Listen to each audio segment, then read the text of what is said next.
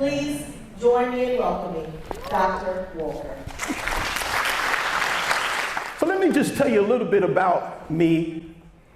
I grew up, as the bio said, in Bedford-Stuyvesant, Brooklyn, New York. Now, some of you clap, which tells me you know about Bedford-Stuyvesant. Raise your hand if you know about Bedford-Stuyvesant. Yeah, exactly. We had a tagline, there's a few people who just said it. We had a tagline called "Do or Die, Bed-Stuy." And what that meant was either you did it, you got out and did something for yourself, or otherwise the community would get the best of you. But I'm not the only one from Bed-Stuy. It's also the home of these people here.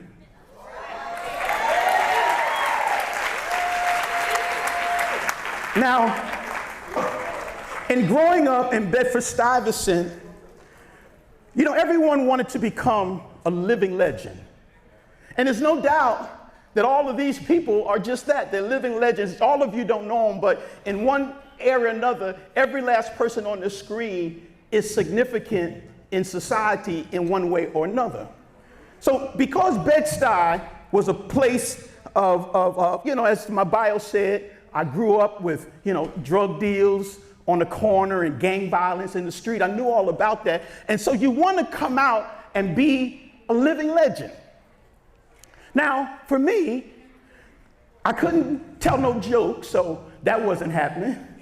I didn't know how to rap. You know, I love it when you call me Big Papa. That wasn't working. So the only thing that I thought that I could be a living legend coming out of Bed-Stuy, and guess what? I'm the right guy for today. The only way I thought I could become a living legend was through the game of baseball. I loved baseball growing up. I played in the streets, of course, but finally I went to high school. My senior year of high school, I made an all-city baseball team, and then that led me to going to college. Now, I wasn't a great student, and when I talk to young people, I tell them how I never took the SATs and never went on a college tour. Matter of fact, I had even graduated high school before a baseball coach came and asked me a question that no one had ever asked me for the first 18 years of my life. He said to me, "Where are you going to college?" Those 6 words in a sentence or as a question had never been proposed to me, and I was 18 years old and had already graduated college, and of course my answer was nowhere. And he said to me, "Well, I'm the coach of Brooklyn College baseball, and how would you like to come to Brooklyn College and play on the baseball team?" Let me say that again. He said, "How would you like to come to Brooklyn College and play on the baseball team?" Let me tell you what I heard. "How would you like to come and play on the baseball team?"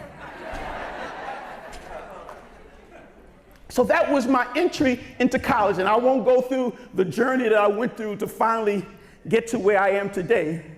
But let me just fast forward you to my senior year. Remember, I'm going to become a living legend. I get into my senior year, and I finally develop my skills and my talents. And I want to show you something. I had to dig this up.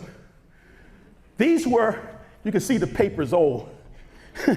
These were my stats in my senior year of college. Now, by stat number 4, home runs, I was a home run hitter. But if you look at stat number 7, I was the guy who would get on base, and if I got on first, guess what I was going to do? I'm stealing second. And then if you made me mad, I'd steal third. And then if you talked about me, I'd steal home. So I stole 37 bases in 22 games. At this particular time, I was leading the nation in stolen bases. This is about a steal and a half a game. And the scouts started taking notice of me. They said, "We love your speed, because when you get on base, you create havoc. It makes people nervous because they know you're going to run, and they start dropping the ball and throwing it all around, things like that. We want you." And they started looking at me. And somewhere in my senior year, I got this letter.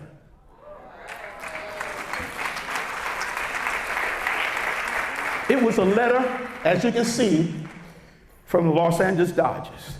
Coming from Brooklyn, you know, I wanted to play for the Mets or the Yankees.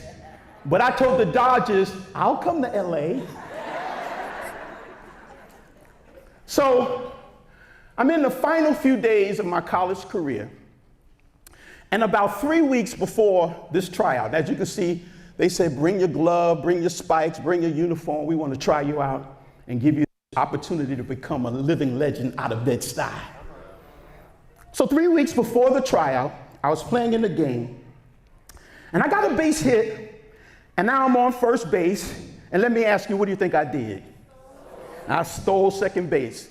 That was steal number 37 in 20, I think I said 22 games or 20 games. But anyway, it's a lot of steals in a short amount of games.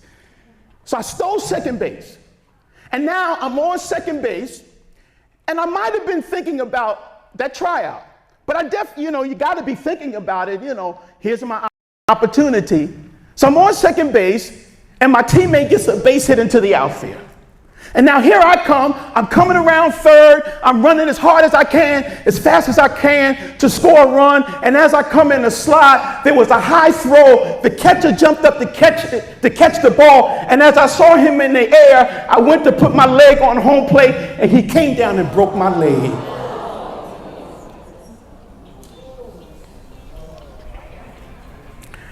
I was laying there on the ground, rolling in excruciating pain.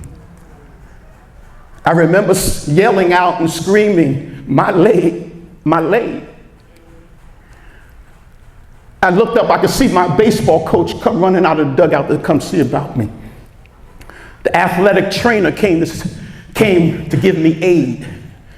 Some of my teammates were standing over top of me. Some of them had their hands over their mouths, and others had their hands and arms over top of their heads because they couldn't believe what they were seeing.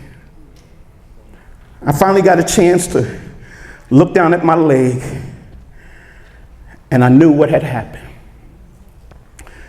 I knew that I wasn't going to make that tryout. I knew my college baseball career was over.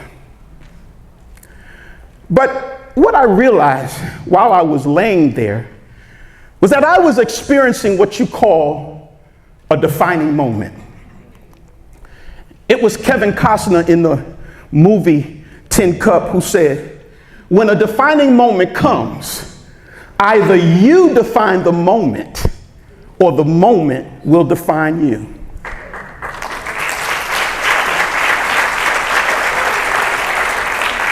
There's another quote by a man by the name of Chuck Swindoll. Swindoll said, life is 10% of what happens to you, but 90% of how you respond to it or how you react to it.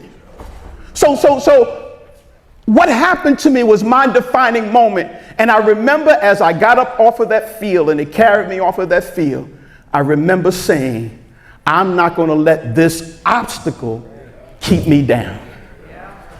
So I rehabbed my leg. I came back to school. I finished my degree. Of course, as my bio said, I became a teacher and an educator and assistant principal, worked at the superintendent's level, went and earned my doctorate. And so now, when I look back at my life, I realize that I did not become a living legend through my sports and athletics, but I became a living legend through my education.